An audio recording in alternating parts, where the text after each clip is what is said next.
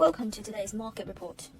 The gauge of global stocks ended lower on Monday in choppy trading, and US bond yields rose as investors assessed comments from Federal Reserve officials to try and determine the central bank's path of rate hikes. Equities rallied last week, and US Treasury yields tumbled after consumer price data indicated stubbornly high inflation may finally be starting to slow and give the Fed room to dial back its tightening policies, pushing MSCI's gauge of stocks across the globe to its biggest weekly percentage gain in 2 years. Fed Governor Christopher Waller, however, said on Sunday that although the central bank may consider slowing the pace of rate increases at its next meeting, that should not be taken as a softening in the fight to bring down inflation.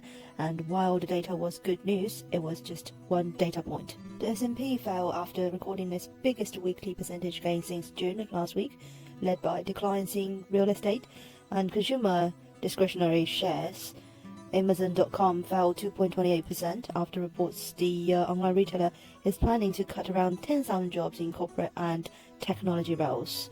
The Dow fell 0.63%, the S&P lost 0.89%, the Nasdaq dropped 1.12%.